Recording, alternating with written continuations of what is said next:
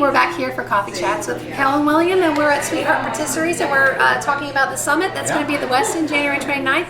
I have Kate of Kate Fine Art here with us, wonderful Annapolis photographer.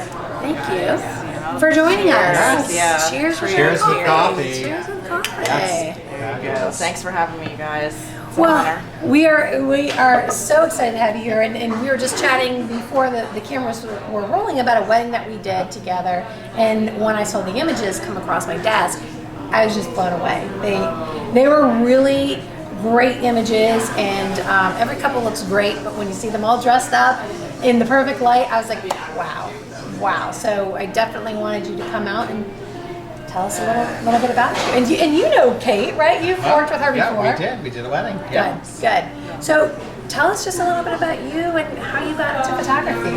Well, I love weddings, first of all, clearly, because it's, as far as a still photography shoot goes, you control all the elements. And in a wedding, all the variables are kind of set for you, and then your job is to create these gorgeous images based on those fixed variables. So I love that challenge. She makes it sound so easy, like fixed variables. Oh, it's just a tornado. It's okay. Oh, shit, the groom passed out. We can just Photoshop that. No problem. Yeah, so what do you mean? Like, what do you mean fixed variables? Yeah, well, I mean, time of day is one thing. I mean, you have a noon ceremony. Light is harsh. We bring all our own lighting equipment. You know, rain. We have rain here. We can shoot. We're being as adventurous as the bride and groom is willing to be, or the couple is willing to be. You know? So that's kind of like the fundamental, you know, part where you have fun at the wedding, because that's like the main part, is having fun. It's a celebration. You don't want the portraits to be painful. You know, the goal as a photographer is to get the shot perfect the first time and move on. I think that's what it comes down to. It comes down to the fact of having fun, being organized, and also it goes back to the couple, you know, really determining which shots you really basically want. Because I tell, you know, a lot of my couples itself, make sure you make a wish list, put together a wish list, because you don't want the photographer to come on site and have to decipher that for you, because then I say you're stressing everybody else out. I tell the client, if you're stressing out, your photographer's stressing out, your venue's stressing out, and guess what? It's going to show in the images. And that's one thing you don't want, because those things you can't touch up. And then you probably work with them well ahead of time to figure out who's the important people and we have a wedding day questionnaire that we send out, so we get all the immediate family. Any you know, say you have alumni group or, you know, from college that you want to get photos of. It's the one time when everyone's together and they're looking their absolute best. And that's a great thing to learn too. Is, you know, I think that some couples tend to forget that even though the wedding, you have the bride, the groom, bride, you know, when it comes down to the couples and so forth, but there's also people that you're going to visit, your sorority sisters, fraternity brothers, or a grandma that flew in, and you know, also family members, cousins you haven't seen, you've never taken a family photo. It's a great way to take that opportunity and have that as an heirloom. And it can get so frantic, so sometimes it's nice to have the DJ or the MC, you know, and get the extended family. We had all the friends, all the college alumni out on the dance floor. You know, it was like one of the last shots we got. But I love those shots when the people just keep coming. They just, and then it's like a group shot. It's a tip shot. So how did you get into photography? It's such an interesting story. I have a background in fine art. So undergrad I studied art history and minor in fine art. So I did all the studio elements. Actually only took one photography class, but it was really important to learn the developing part in the darkroom. And then following that, worked for a few art galleries, and then I worked for the Maryland Film Office in Baltimore.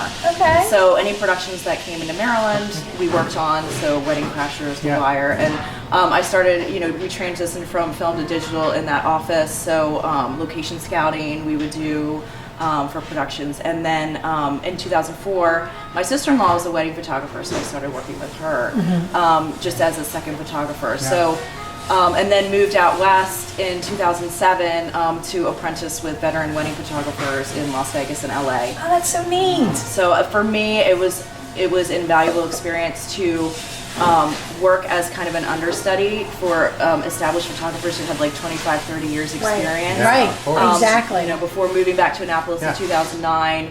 and going out on my own. And even then, I still worked as an associate with, Brian and, so you're learning, for me, it was necessary to work with established companies before going out on my own. Right. And how has it been now that you're out on your own? Extraordinary. It's Yes. wonderful. I have an associate of my own. She's phenomenal.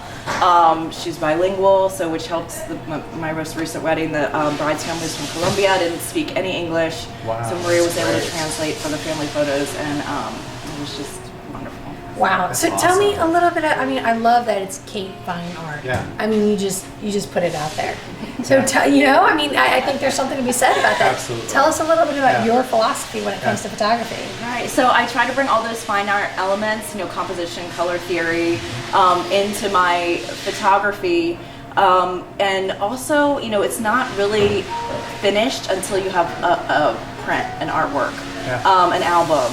That is the fine That's art. such an interesting Concept. viewpoint. Yeah, absolutely. Yeah, so that's Yeah. where, how do you have to think about, for the couples, how do you want to enjoy your photographs in 6 months, in 5 years, in 20 years, in 50 years?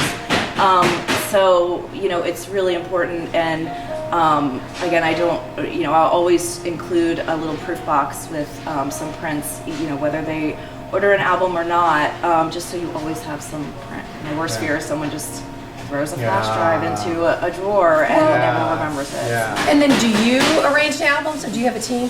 And I mean, that would be such an asset with somebody who Absolutely. has your kind of artistic background. So that's an interesting topic about prints, albums, just images. Because a lot of people will get into a photographer at the price point they can afford, but the sacrifice is that they're not getting images. They're only getting kind of a thumb drive. Have you seen anything like that? I have, but I think that it comes down to, and we've spoken about this before, is your books and your actual images are heirlooms, and then go back to the heirloom side of it. Right. You have a bride that basically is going to keep her wedding dress. Keep her veil because it was her grandmother's. There's a reason God bless why that bride. all that stuff was actually meshed into the wedding day. So why can't something like a wedding album be the same thing Yes. as an heirloom to pass down to your kids to kind of see versus a thumb drive that who knows if that's going to work in 20 years The way from now. technology, right. You have no idea. And if you can't transfer from one thing to another thing, then what good does it do for you? So what's your kind of thought process on that? Yeah, so you don't have to, if you don't have an album in the budget, like I have a lot of couples who will do it for their 1-year anniversary, and Which you is can a always great gift. and again, Yeah. like purchasing it through your photographer, all my work that I print is archival. And it's sealed with a luster coating so that it's protected, because that's the whole point. If it's not going to last forever, then like Absolutely. What's the point of right? that? So and that's another important is the quality of the finished product, because yes, you can purchase it cheaper at a lot of other online places, which is fine if you want to say print 500 photos, it's fine. But it comes back to the fact that, like you had said, lasting. So yes, you may think that you're saving, but 15 years down the road, when you look at them and those images aren't the same, what did you save? Right. You didn't save the memories. Right. That's the key point, is saving those memories as in your life. Right. Yeah. And so, a part of the summit is we have a panel of different photographers to chat about all different topics. And, what are some of the things that you think we should be addressing on that panel? So one thing that's important that a lot of couples maybe don't think to ask is, how do you back up your images? If you're shooting digital, And you lose them all. I have had a photographer that lost their S drive, the little cards. They lost 2. They were running around the wedding like crazy people. Thank goodness they found it, but I was thinking, What if that happens? yeah, like my heart's racing, just like Yeah. right. I mean, And I'm because like, you I'm think that those the wedding moments coordinator, but well, what can you I do? can totally help you find these, Yeah. right? Yeah, no, it's absolutely true. So, I have anxiety, and it's a good anxiety until everything's home and backed up immediately following the reception. And actually, our cameras have an SD and a CF card, so it's backed into the actual shooting, which is nice. So at a bare minimum, your images should be in 2 locations. Me, I prefer 3. 1 definitely off-site, Yeah. whether it's on the cloud or a server that's off-site or a drive.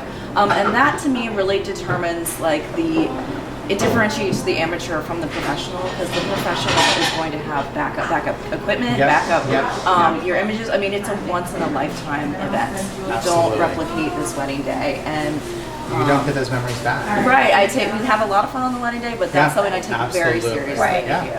And what else do you think that we should be discussing on the panel of photographers? So that and I mean, most people are going to pick someone who they feel comfortable with, who they like their style. But also, you know, who you feel comfortable with and how much coverage you want, which is what you guys can help with as planners. Absolutely important. You know, it depends on if you're going to see each other before the ceremony, see each other after, what kind of traditions you're going to have for the ceremony. You know, like a tuba signing happens before you know, you go do the actual ceremony. And then if they want coverage to the very end.